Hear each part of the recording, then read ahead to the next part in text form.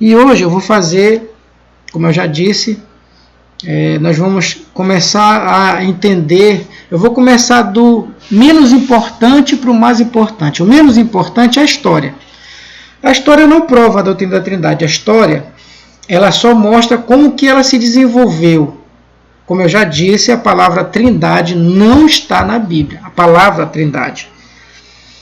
O que está na Bíblia é a Trindade, não a palavra. É o conceito, não a palavra. E como eu já disse, assim como a palavra Trindade não está na Bíblia, a palavra encarnação não está, a palavra milênio não está, e outras palavras que nós cremos. O que está é o conceito.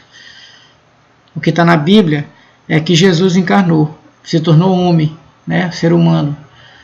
Mas a palavra encarnação não está na Bíblia. E outras coisas mais que também não está na Bíblia. A palavra Trindade foi uma palavra criada na história da igreja. E nós vamos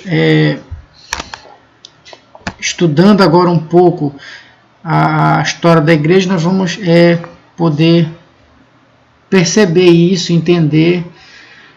Desde já eu quero adiantar que boa parte ou todas as doutrinas que nós cremos hoje, como nós cremos hoje, elas foram desenvolvidas no período que nós chamamos do período dos pais da igreja, que foi fundamental e que foi onde se desenvolveu tudo que nós cremos hoje, tá? Então, cuidado quando você disser assim: eu não creio em determinada doutrina porque foi tal historiador ou tal pai da igreja ou foi criada por um homem. Cuidado, porque as doutrinas que nós cremos hoje, elas foram desenvolvidas pelos pais da igreja. Não quer dizer que eles tiraram da cabeça deles essa doutrina, nem que eles inventaram, nem que eles criaram nada. Simplesmente eles viram essas coisas na Bíblia, tiveram os seus debates com pessoas que não criam na verdade, porque falsos mestres sempre existiram, e eles simplesmente desenvolveram, sistematizaram para que ficasse mais claro. As doutrinas, como eu já disse, ela foi progressivamente entendida pela igreja. Então, no início da igreja, eles tiveram dificuldade com algumas crenças e não foi fácil para eles entenderem muitas coisas. Assim, os apóstolos já haviam morrido. Então, a igreja ficou meio que desorientada e não havia Bíblias como há hoje. Haviam papiros, pergaminhos e outras coisas que não eram de fácil acesso. Poucas pessoas tinham acesso. Então, não foi uma coisa simples. Por isso que o papel dos pais da igreja foi importante. Também esses pais da igreja, a gente não pode achar que eles foram pessoas perfeitas, porque não foram, cometeram erros e erros graves até. Alguns até foram acusados de heresia. Mas, como dizem alguns historiadores, a história do povo de Deus é a revelação da misericórdia de Deus em meio às falhas humanas. Deus sempre esteve no controle de tudo. A gente nunca pode esquecer disso. Há um Deus soberano que sempre governou as pessoas e os acontecimentos e sempre preservou a sua palavra. Nunca esqueça disso. Outra coisa que eu queria falar é que eu não vou aqui fazer uma exposição detalhada, ou seja, eu não pretendo, mesmo porque eu não tenho conhecimento suficiente para isso, e acho que nem num seminário de teologia se tem uma explanação detalhada de toda a história da igreja. Geralmente a gente pega as coisas mais importantes. Então, em todo o período da história da igreja, a gente vai sempre selecionar fatos mais importantes e por isso eu já quero logo adiantar para vocês que eu não vou fazer uma exposição detalhada Ou seja, vai haver sim alguns fatos que eu não vou citar, não porque eu não quero, mas porque o meu conhecimento não chega a tanto, né? Então eu só vou aqui poder dizer aquilo que eu sei, daquilo que eu fui informado, aquilo que eu aprendi pesquisando, estudando. Então, tá bom? Então, mas também já serve para você, é uma ferramenta para você correr atrás, para você pesquisar, para você... Também não estou dizendo que eu estou 100% com a razão, né? Eu não estou dizendo isso, não.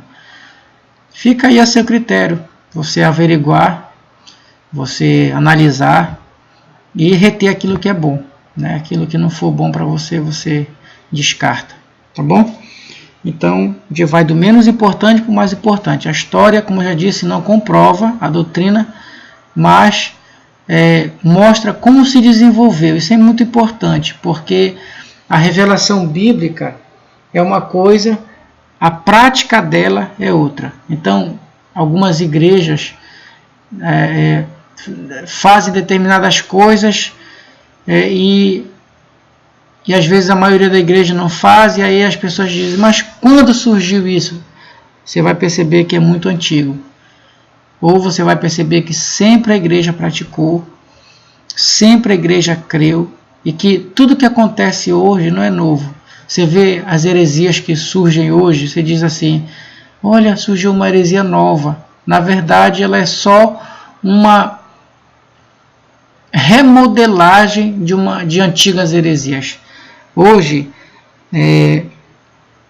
seitas que atacam a doutrina da Trindade, como o unicismo, como as testemunhas de Jeová, eu acho que o espiritismo também, e outras seitas mais, o judaísmo, você vai perceber que esse pessoal não é novo. Isso não surgiu agora. Isso é muito antigo. E o que acontece hoje é só uma forma de ressuscitar velhas heresias que foram já rejeitadas pela igreja, declaradas como falsas, e seus líderes foram todos excomungados e disciplinados e combatidos. Então não é novo. É bom também esse período que você estudar um pouco a história da igreja, você vai ver que os testemunhos de Jeová são herdeiros de um herege, e nós vamos chegar a tocar nesse assunto, chamado Ário, né? Ário. E o unicismo hoje é também herdeiro de uma velha heresia, de um velho herege na história da igreja, chamado Noetos, que depois chegou em Práxias, Sabélio, e aí sempre existiram na história da igreja, mas nunca foram considerados como doutrina verdadeira. E aí hoje você vê o movimento unicista, eles atacando a doutrina da Trindade, os testemunhos de Jeová, e às vezes posta no YouTube. Você pensa que isso é novo? Isso não é novo. Isso é antigo. E você vai poder perceber isso também. Então, me acompanhe nesse estudo, tenha paciência e assista até o final, né? Nós vamos começar a fazer uma exposição histórica a respeito dessa doutrina.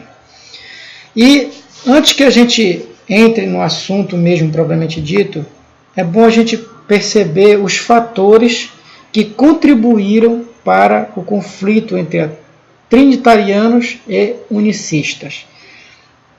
Eu acredito, pelo menos no conhecimento que eu tenho, como eu já disse, né, não sou dono da verdade, que o primeiro ataque começou com o unicismo, né? Mas o unicismo é só uma tentativa de preservar a unicidade de Deus. Então, houve alguns fatores que contribuíram para esse conflito, tá? E a gente vai aprender agora. Antes de mais nada, eu preciso que você entenda o seguinte. A princípio, a discussão toda não está exatamente, olhe bem, exatamente a respeito da Trindade. A princípio, a discussão toda está em volta da pessoa de Jesus, tá? O centro da discussão é Jesus. Quem é Jesus? Essa que é a questão, porque ora os apóstolos afirmavam a divindade de Jesus e ora afirmavam a humanidade. Então, hoje nós, pelo desenvolvimento histórico pelo qual se passou essa questão das duas naturezas do nosso Redentor, de Jesus, a gente sabe que Jesus é 100% homem e 100% Deus, plenamente homem, plenamente Deus. Ele não ele não age uma hora como homem e uma hora como Deus. Não, ele é Deus, homem completamente.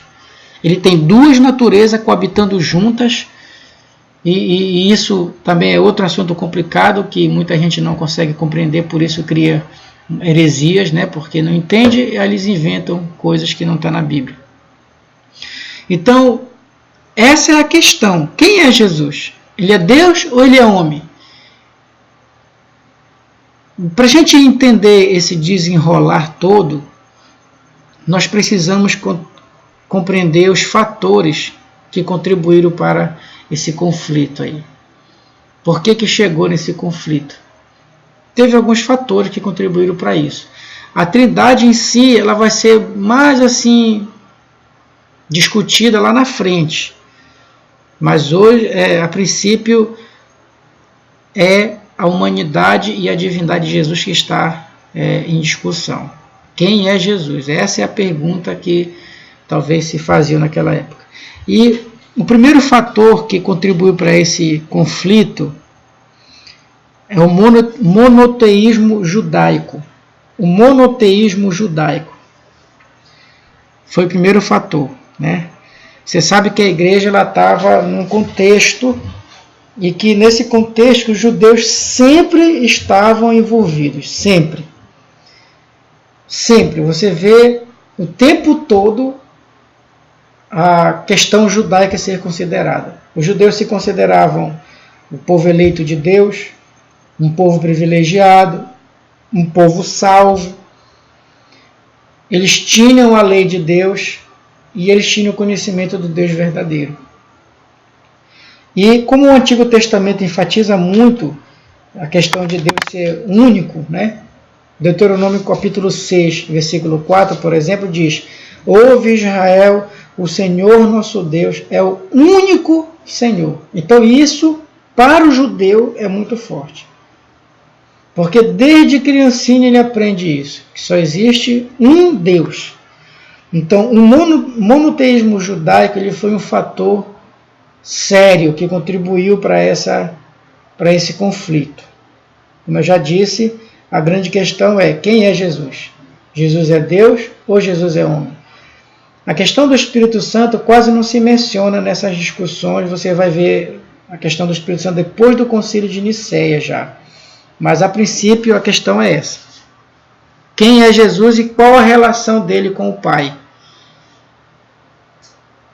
Porque o que os apóstolos afirmavam é que Jesus era igual a Deus, por ele ser Deus. E aí, mesmo entre os pais da igreja, ainda havia um certo entendimento de que Deus estava acima de Jesus. Havia um relacionamento de subordinacionismo entre Deus o Pai e Jesus, Deus o Filho. Bom, então, como eu já disse, o monoteísmo judaico ele contribuiu e muito para esse conflito, porque eles queriam enfatizar que Deus era único. Sendo assim,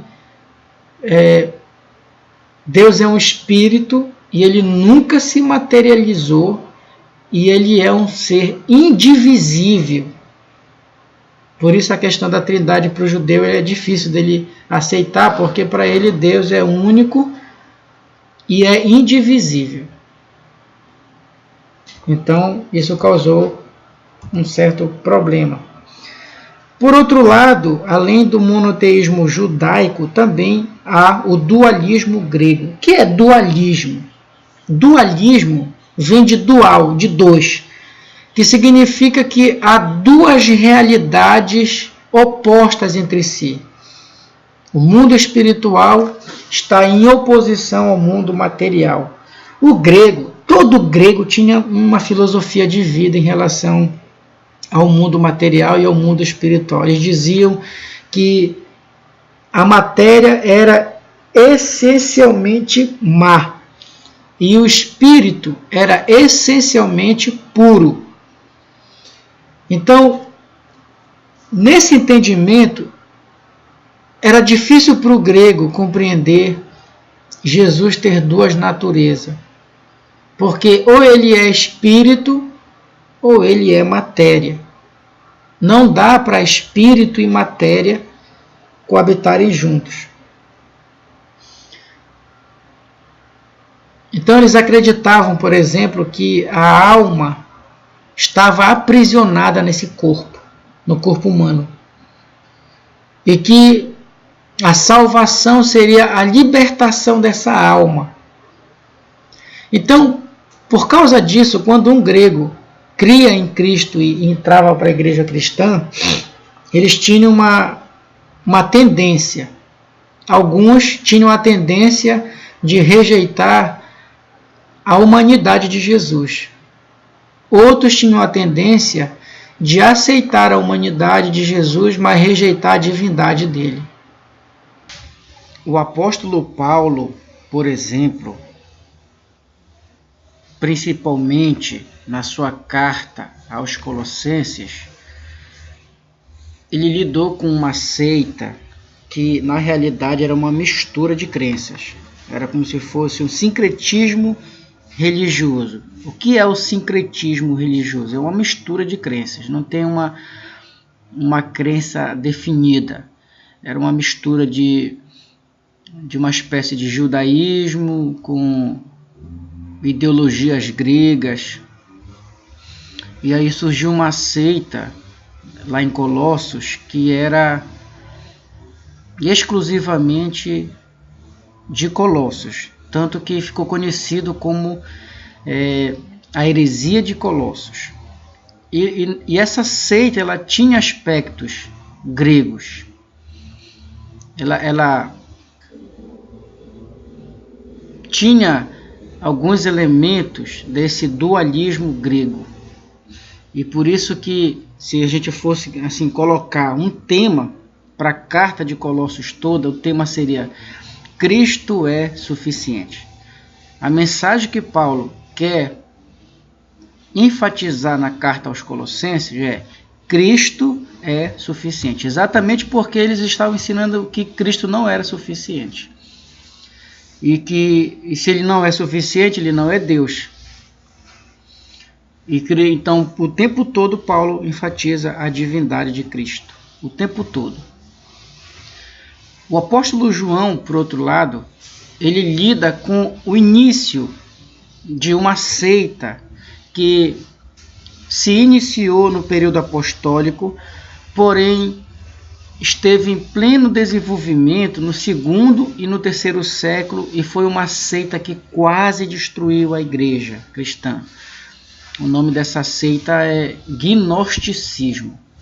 Gnosticismo é uma palavra grega, vem da palavra grega gnose. E a palavra gnose e gnosticismo significa conhecimento. Então eles diziam que eles tinham um conhecimento secreto, misterioso, que não foi revelado para ninguém. Não foi revelado nas escrituras, não foi revelado aos apóstolos, só foi revelado a eles. E só era salvo quem tinha esse conhecimento secreto. E esse conhecimento secreto libertava a alma. E aí então era só assim que era possível, através desse conhecimento secreto, a pessoa se salvar. E somente quem fazia parte desse gnosticismo, dessa seita, era que seria salvo. Eles ensinavam isso. Então o apóstolo João, ele combateu muito. Ele diz assim: quem é o anticristo senão aquele que nega que Jesus veio em carne? Ou seja, aquele que nega que Jesus foi humano, aquele que nega a humanidade de Jesus. É mentiroso, ele diz. No capítulo 5, por exemplo, de 1 João, você vai ver que João ele faz como se fosse uma defesa da humanidade de Jesus, provando a humanidade de Jesus. Mas a carta de João não foi escrita só para provar a humanidade de Jesus, mas também a divindade. Porque havia essa dificuldade entre os gregos de alguns aceitavam a humanidade, outros aceitavam a divindade. Quem aceitava a humanidade rejeitava a divindade. Então eles não conseguiam entender que Jesus era Deus homem, duas naturezas coabitando juntas. Para eles era impossível Jesus ter duas naturezas. Então, tanto o apóstolo Paulo como o apóstolo João, eles combateram ideias gnósticas, ideias gregas, esse dualismo grego, esse conflito de duas realidades, né? O mundo espiritual está em oposição ao mundo material. Então, essa seita ela esteve em pleno desenvolvimento no segundo e terceiro século e foi uma praga dentro da igreja. Um dos maiores, talvez não o maior, mas um dos grandes gnósticos da história da igreja, chamado de Marcião, ele fez até um cânon para ele das escrituras, onde ele rejeitava alguns livros e aceitava alguns livros. Ele ensinava, por exemplo, que o Deus do Antigo Testamento era mau, perverso. E esse Deus do Antigo Testamento, ele é diferente do Deus do Novo Testamento. Hoje, por exemplo, você ouve pessoas falarem que o Deus do Antigo Testamento não é o mesmo Deus do Novo Testamento. Eles falam de um outro jeito, mas é a mesma coisa. Esses dias mesmo eu ouvi um rapaz falar isso, dizendo assim: irmão, Deus no Antigo Testamento, ele era mau, ele agia pela lei, pessoas pecavam e ele matava. No Novo Testamento não, ele é cheio de misericórdia, cheio de amor, perdoa tudo. Eu disse para ele: olha, meu querido, isso que você está me falando não é novo não, mas deixa eu falar uma coisa para você. O Deus do Antigo Testamento, ele é o mesmo Deus do Novo Testamento. Ele é cheio de misericórdia no Antigo Testamento e cheio de misericórdia no Novo. Ele pune pecadores no Antigo Testamento e pune também no Novo. Quer ver uma coisa? Eu vou te dar só um exemplo para te entender. Falei para ele, né? Davi, por exemplo. Davi cometeu adultério, armou a morte do marido de Batseba, que era Urias. Aconteceu tudo aquilo. Davi morreu? Davi não morreu. Misericórdia de Deus. Mas o pecado de Davi ficou impune? Claro que não. Ele pagou muito caro por isso. Mas ele não morreu. Isso é uma prova da misericórdia de Deus no Antigo Testamento, mas também da justiça. Agora, vamos para o Novo Testamento. Deus pune pecadores no Novo Testamento? Claro que pune. Um exemplo disso é Ananias e Safira, em Atos capítulo 5. Eles mentiram quando venderam a sua propriedade e chegaram lá e falaram que tinham vendido por um valor, na realidade tinham vendido por outro valor, esconderam uma parte para eles e deram só uma parte para os apóstolos. Então eles mentiram, eles enganaram. O problema não foi eles terem dado só uma parte para os apóstolos, o problema foi eles terem mentido, porque eles não precisavam. O Pedro mesmo falou, isso era tudo de vocês, por que vocês mentiram? Não precisava, não quer dar, não dá. Aí o que acontece? Por causa disso, eles morreram na mesma hora. O Espírito Santo agiu trazendo juízo sobre a vida deles. Na mesma hora, Deus puniu eles e eles morreram. Você vê, por exemplo, em Coríntios, quando Paulo ele fala da ceia do Senhor, que as pessoas estavam tratando a ceia do Senhor como uma banalidade, né? Com banalidade, estavam desrespeitando uma coisa sagrada, tratando como uma coisa banal, como qualquer coisa, como uma coisa secular. E aí, por causa desse desrespeito, por causa da banalidade com a qual eles estavam tratando a ceia do Senhor, que é uma coisa séria, uma coisa muito importante para a igreja, então Paulo fala assim para eles, trazendo a consciência deles do porquê, da razão pela qual muitos estavam morrendo. Ou seja, Deus estava punindo com a morte. Os gregos tinham essa dualidade. Essa dualidade contribuiu também para esse conflito, porque aí ou se aceita a divindade ou se aceita a humanidade. Se você olhar, por exemplo, o unicismo hoje, o unicismo ele crê que Jesus é Deus.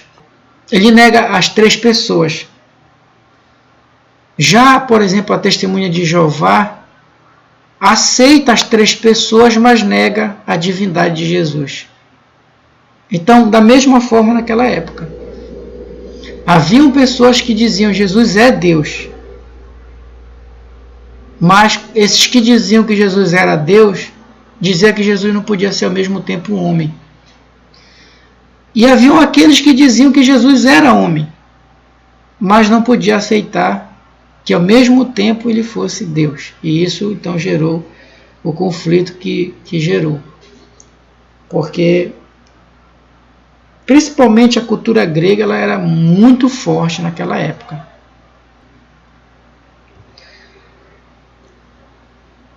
E aí nós chegamos nessa questão das duas naturezas do Redentor. Houve então a necessidade de definir se Jesus era Deus, se ele era homem, ou se ele era Deus homem, que é a crença que nós cremos hoje. Ele é Deus homem, ele é 100% Deus, 100% homem.